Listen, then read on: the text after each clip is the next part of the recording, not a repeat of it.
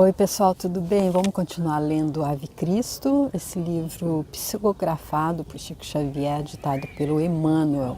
É o último da série Romances de Emmanuel que eu estou fazendo. Eu já fiz todos os outros lá no canal. E nós estamos nesse aqui, no 5º capítulo da primeira parte, intitulado Reencontro. E no vídeo anterior, então, nós vimos que o Quinto Varro, ele finalmente reencontrou o filho dele, o Tassiano. Só que o Tassiano está ali acometido daquela peste que está assolando ali o local, a Europa nesse momento, e ele está delirando, está com febre altíssima, está ali numa situação realmente de vida e morte, mas naquele delírio ele fala do que aconteceu com o pai dele, ou do que acredita que aconteceu com o pai dele, que o pai dele tenha sido assassinado por escravos nazarenos, por escravos cristãos. E aquilo mostra ainda mais a gana que ele tem de exterminar os cristãos, a raiva que ele tem contra os seguidores do Evangelho de Jesus Cristo, que é exatamente o que o pai dele, o Quinto Varro, faz agora. E o Quinto Varro foi chamado ali pela Pontiminiana, que é a empregada ali da casa do Opílio Ventura ali, e ela foi chamar o Quinto Varro porque ele estava realmente, o Tassiano está muito adoentado. E nós encontramos então ele ali no quarto, quando ele não sabia, ele estava fazendo das tripas coração para não se apresentar, para não dizer que ele era o pai do Tassiano, quando ele viu o filho naquele sofrimento tão grande ali por pensar que o pai dele tinha sido assassinado. Então nós terminamos o vídeo anterior quando ele disse assim: em muitas ocasiões orou pedindo a Jesus o inspirasse e vezes frequentes contemplou o velho Corvino em sonho, aconselhando-o à extrema renúncia, qual se lhe trouxesse a resposta do alto. Então ele estava ali realmente num momento muito difícil para ele como pai, vendo o filho ali entre a vida e a morte, sofrendo com uma mentira que foi contada a ele e ele não podendo trazer tudo a limpo, mas ele pensou que ele não podia fazer, se ele era um seguidor do Evangelho de Jesus Cristo, ele não podia trazer toda essa dor, todo esse sofrimento ali para a família, mostrando realmente o que aconteceu. Ele pensou na Cíntia, na ex-mulher dele, em todos também ali envolvidos, e especialmente o filho dele, é claro, que também sofreria com isso se ele contasse tudo. E aí, além do mais, ele é anticristão. E aí, então, ele recorria à prece, como ele foi aconselhado quando ele pediu para se reencarnar, que aquela pessoa, aquele iluminado que podia dar a ele essa permissão, disse a ele: olha, você não vai estar sozinho, não vai ter nenhum privilégio, mas não vai estar sozinho. Através da prece a gente se comunica. Então, quando ele rezava a Jesus pedindo ajuda, ele então sonhava com o irmão Corvino, o velho Corvino, que aconselhava-o à extrema renúncia, como se fosse uma resposta que ele estava buscando. Vamos continuar então lendo esse 5º capítulo. Agora eu peço então que Jesus Cristo possa me inspirar, para que os meus comentários sejam pertinentes, possa fazer com que a minha leitura seja fluida, de mais fácil compreensão possível, e possa também nos abençoar, a mim e a você, para que a gente receba essa mensagem e a gente aplique na nossa vida, no dia a dia. Aqui é como um manual de instrução de como viver o Evangelho de Jesus Cristo, realmente vivenciar, para dar exemplo. E para ir para o nosso crescimento, claro. Sempre quando a gente faz por nós estamos fazendo por todos. Continuando então, agradecendo a Chico e Emmanuel, sempre, claro. Na posição de expositor da Boa Nova, achava-se ligado a milhares de pessoas que lhe buscavam o exemplo e a palavra por respeitáveis diretrizes. Não podia desse modo hesitar. Grande era o amor pelo filho, no entanto, o amor sublime do mestre era maior e devia conservá-lo digno nas responsabilidades supremas. Quando o enfermo recuperou a lucidez, abraçou-o reconhecidamente, nele identificando não só o jardineiro, chefe da casa, mas também o benfeitor inesquecível. Sentindo-se infinitamente atraído por aquele homem humilde que o visitava, Perseverante, Taciano apreciava entreter-se com ele por longas horas em explanações sobre ciência e arte, cultura e filosofia. Ligavam-se nos mesmos temas e nas mesmas preferências. Discutiam Virgílio e Lucrécio, poeta e filósofo latino que viveu no século I a.C. Luciano, que foi Marco Anaeus Lucanus, conhecido como Lucano, foi um poeta romano, sobrinho de Sêneca. Homero, que foi poeta épico da Grécia Antiga, ao qual tradicionalmente se atribui a autoria dos poemas épicos Ilíada e Odisseia. Depois teve o Epícoro, eles falavam também sobre Epícoro, que é Epícuros de Samos. Foi o filósofo grego do período helenístico. E Timeu de Locros, filósofo pitagórico, viveu no século V a.C. E Sêneca Lucius Anaeus Sêneca foi um dos mais célebres advogados, escritores e intelectuais do Império Romano, conhecido também como o Moço, o filósofo ou ainda o jovem. A obra literária e filosófica dele, tida como modelo do pensador estoico durante o Renascimento, inspirou o desenvolvimento da tragédia na dramaturgia europeia renascentista. Então, eles discutiam ali todos esses poetas e também o Papiniano com análogos pontos de vista. Ou seja, eles tinham os mesmos pontos de vista a respeito dessa parte filosófica da vida. Todavia, como se temesse perder a fascinante comunhão em que se mergulhavam, pareciam linhas paralelas em religião. Então, apesar de terem essa comunhão de pensamento no plano filosófico, isso se separa completamente quando se fala em religião. Evitavam sistematicamente qualquer comentário em matéria de fé. Amparado pelo amigo, o rapaz já conseguia efetuar vários passeios no parque enriquecido de suntuosa vegetação. E ali, à sombra de vigorosos abetos ou entre giestas em flor, entabulavam preciosas conversações, sorridentes e felizes, à maneira dos antigos helenos, que preferiam a permuta de avançados conhecimentos no santuário da natureza. Certa feita, espicaçado pela curiosidade, Taciano indagou quanto às razões do insulamento dele na Gália, quando poderia ser em Roma festejado professor, de onde vinha e por que se condenara à obscuridade colonial.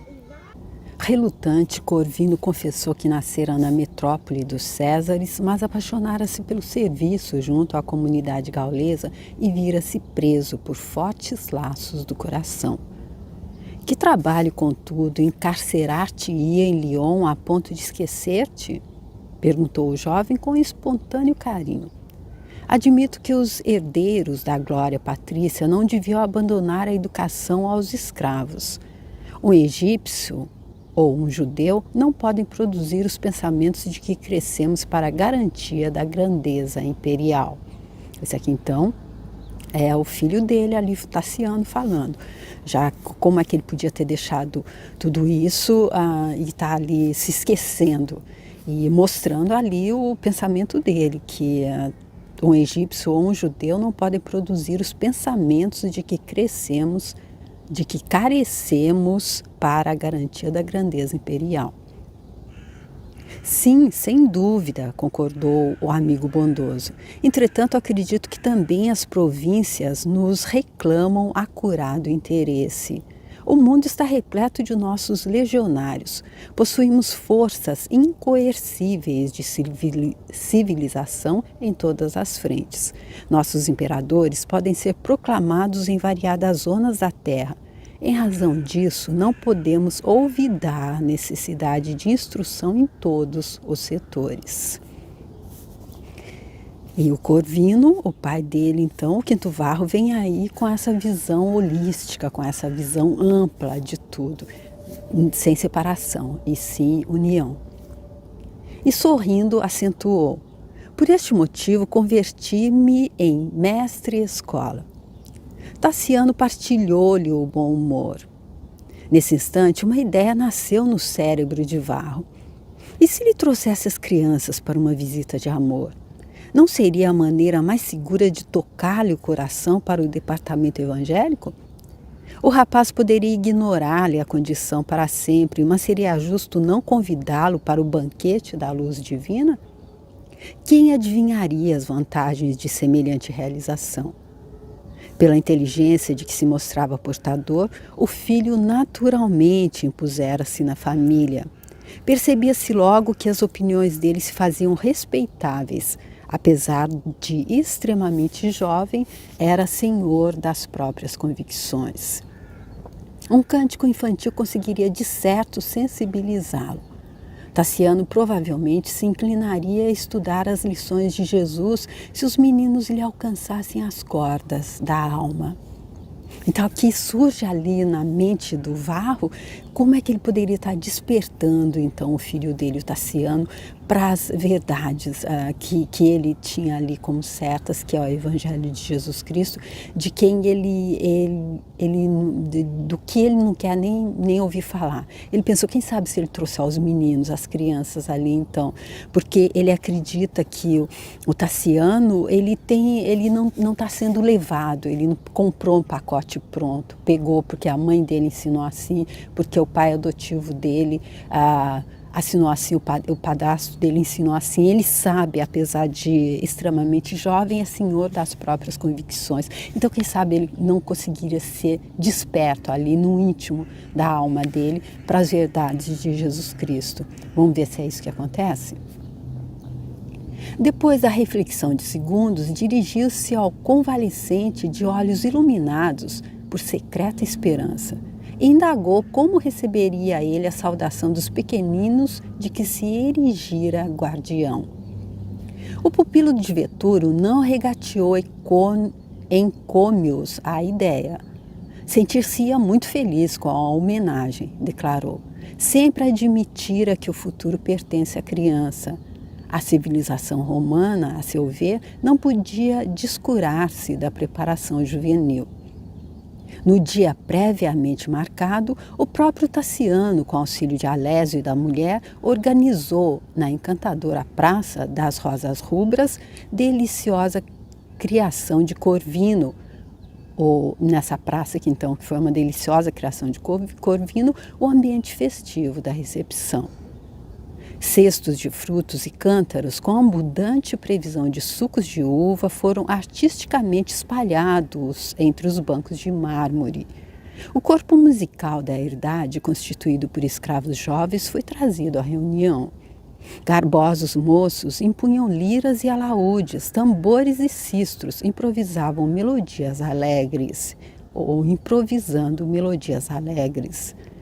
Dividia-se a fazenda em duas correntes partidárias, a dos servidores cristãos inflamados de júbilo e esperança dirigidos pelo otimismo de Pontiminiana e a dos cooperadores, devotos dos deuses olímpicos, capitaneados por Alésio, que não enxergavam o acontecimento com bons olhos.